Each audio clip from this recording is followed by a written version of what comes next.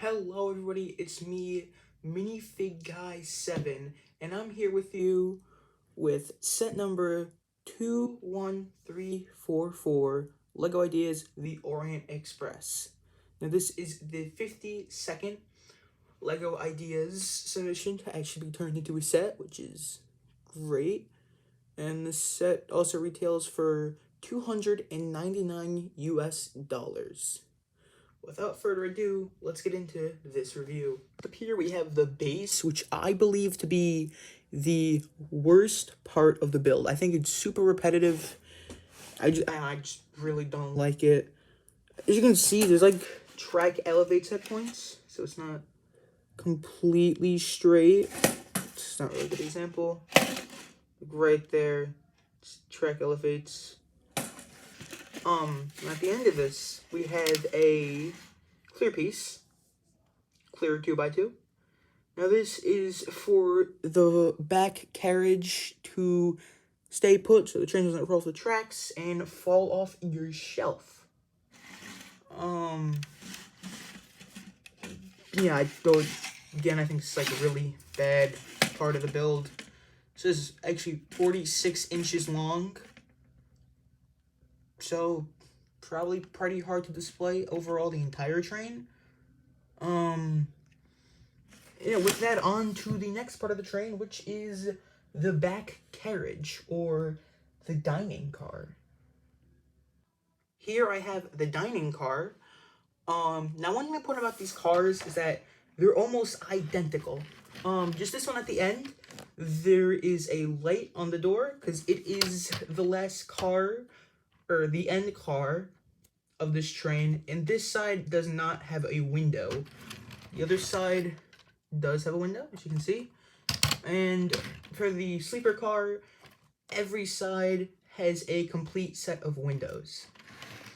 Now, one bad part about these cars is that I believe, I'm not even going to pronounce that, I don't want to butcher it, but that and Bucharesti are both misspelled. I think there's supposed to be two accent parts over that, or over the U. And I think Bucharesti is spelt wrong. Well, I said it's spelled wrong, but I don't know how it's spelled wrong. Correct me in the comments if it's not Bucharesti and if it's something else that's spelled wrong, or if there's no errors at all. I just going off of what I hear from other LEGO YouTubers. Yeah, another actual cool part about this that it doesn't have any errors is the roof. As you can take it off, and you can see the inside of the car. So as you can see, we have two tables with plates, a little lamp, like an alcohol cup of sorts, and a little mug. If we go on and we'll flip it around, you see that here we have a little bar with, I believe those like cups for alcohol are tequila cups. Correct me if I'm wrong. You have two bottles of alcohol back there. There's hard to tell, but there's like a mirror back there. You can kind of see it. That's a sticker element. That's also a sticker element. If you go to this side, those two are also sticker elements. A lot of this set has stickers. This part in the front, that part over there, and the top of the roof with the names are all printed. So we have a little bar, got a little tray with a mug and lime. We have a stool right there. I think this is like a nice little build. If we go to the bottom, you can see that these wheels are on turntables to make sharp turns, which I think is nice. And we'll get to the train motorizing thing later on in the video, so stay tuned for that if you want to really know about motorizing this train, and if you can even motorize this train. So yeah, on to the sleeper car. I have with me the sleeper car. Now this car isn't much different to the dining car, except this one has a full set of windows. To see, no missing windows on this side and no missing windows on that side. One thing I forgot to mention earlier is how each car is connected by a ball joint, which makes it better around tighter turns, and how each of the wheels are on a turntable, making it better around sharper turns. Anyways, onto the actual car itself, as we'll be opening the roof and going inside. As you can see, there's two different rooms. We'll start with the more basic one. As you can see, the more basic one has two bunk beds, a little table, and the sink. Let's start with the sink first. There's a functioning mirror in there. There's a sticker. There's a towel on the side.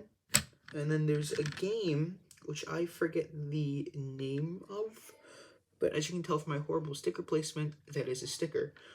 There's also a lamp right there. Same one as in the dining car. And there's two bunk beds. And that newspaper is the same newspaper that appeared with the newspaper boy in series 23, I believe it is. Series 23, series 24, one of the two. Now onto the more luxurious car, or deluxe. We have a pretty big bed, two little lights right there, and there's a circular mirror. Orient Express is famous for that. That's a sticker, I believe. Yeah, it's a sticker. We have a typewriter, and we have a cup of coffee, emptied bottle of alcohol over there, like right there, it seems like. A lamp, a typewriter is a sticker, and then we have a couch right there. And then right here we have a sink, another functioning mirror, sticker again. The floor is annoying to tile off. I really did not like that part. I just had to mention that. The toilet right there, and looks like toilet paper. Yeah, I mean, I guess this car's fine. On to the next part of the train. So first we're gonna start with the tender, which is very, very simple. The top we have where you can store pieces or store stuff. If I shake it, you can actually keep your extra pieces in there. You have this set, which I do. I do it for any small storage place that has nothing in it, which I think is nice. Look it over why this actually opens later, because it's not for storing extra pieces. It's actually for motorization. We have a door right there. We have that little ball joint right there, which you would connect to the locomotive. You have that at the back, so you can connect to the either sleeper car or dining car. And this wheel actually moves backward and forward. You can get it to move like so. So it can also clear tight turns like the train cars. Here, pretty simple build. Oh yeah, there's like a lamp-like build back there and a ladder to get up top.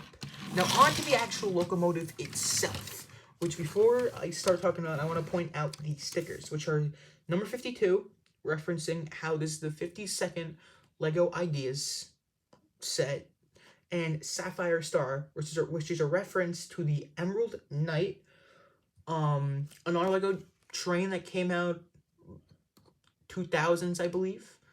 I think these wheel pieces are new. It's either that or the piston rods. Or I could be wrong how none of these are new. I really don't really know. I only have 2 Lego trains.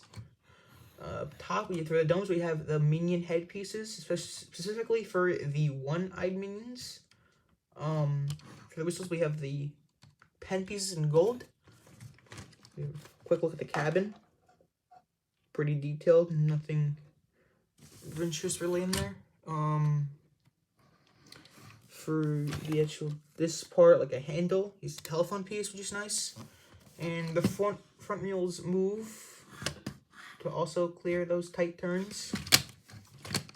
For the front, we have 2 little lamps, buffers, and a coupling rod. This actually cannot connect to any of the train cars. Only the back can connect to any of the train cars. Front, it can't. I don't know why it'd be cool if it connected to train cars from the front. But it can.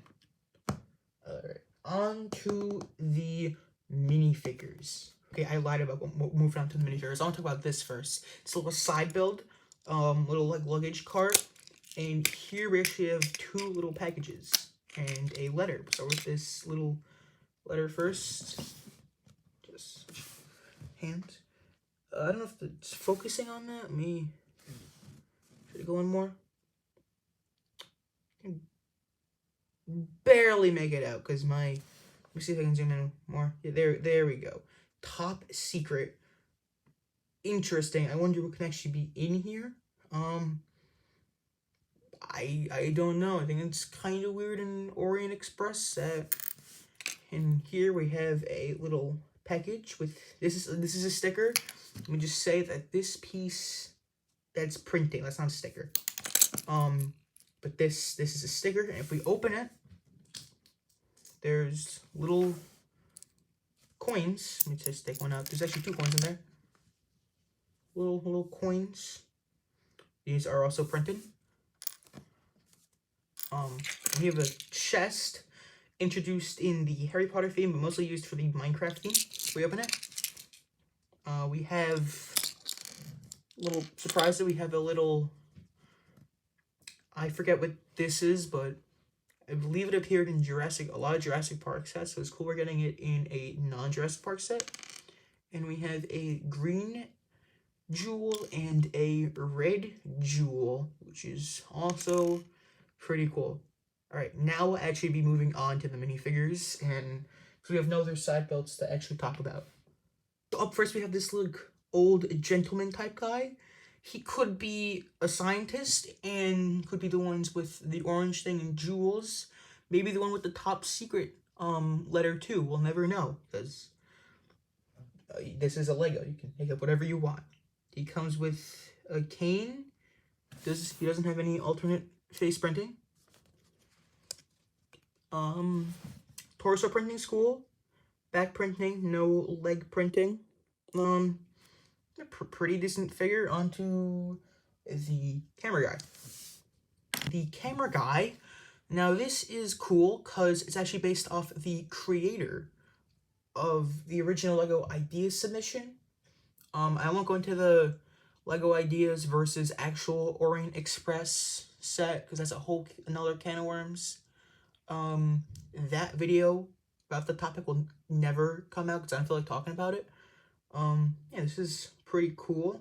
You got the little camera satchel, which I think this piece was also introduced with the Paperboy back in Series 23, I believe. That hat is reused in Series 25 for the Train Kid. Also introduced with the Paperboy. As you can see, he is leg printing as it changes color. Torso printing. Leg printing also goes to the back, and we have a little bit of back printing. Great figure. On to the next. We have a very, very rich woman. She probably goes into the deluxe sleeper car. She comes with this really cool white thing around her neck. I wish I remember what that's called. She has an umbrella. Her hairpiece is actually pretty cool too. She comes with like a little purse. She has printing on the front, which I think is really, really nice. And back printing too. Alright, on to the next figure, which is actually a reference to an older Lego theme. I have with me Pip and Reed from Lego Adventures. From the Lego Adventures theme, which, if you don't know, had Johnny Thunder in it. No, he's not part of this set, sadly, but it's a really cool figure. Anyways, Pip and Reed seems to be now a news reporter or journalist. She has a letter and pen with her. Same golden color that is used for the whistles. She has she actually does have alternate face branding with that scared expression. I wonder why. Maybe she's getting murdered or something. I don't know. Put on the. There we go. She has front printing and a little bit of back printing.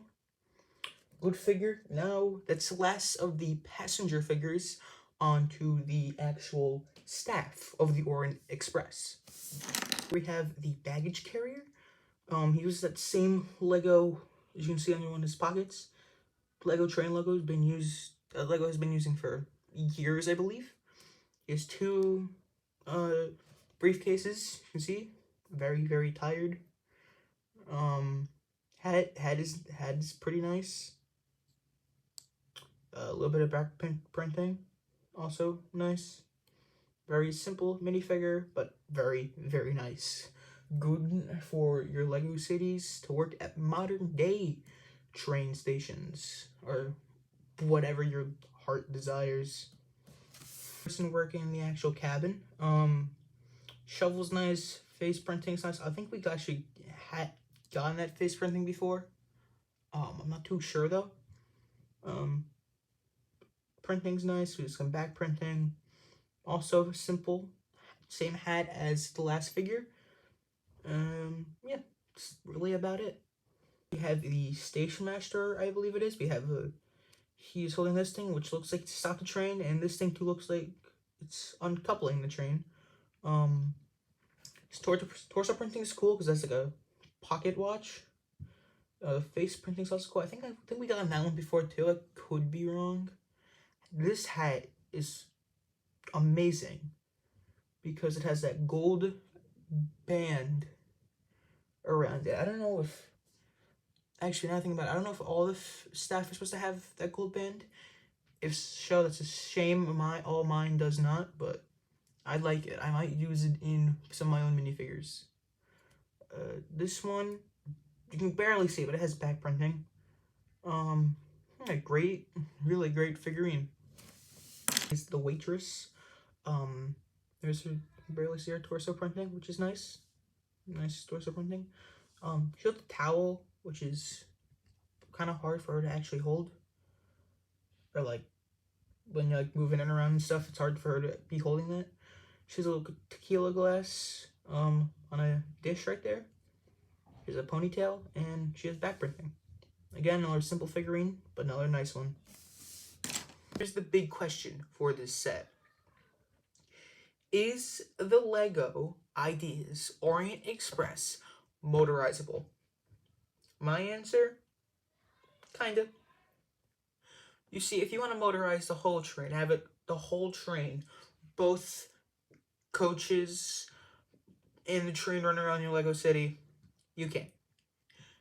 Both coaches are long and heavy for one motor, so you can.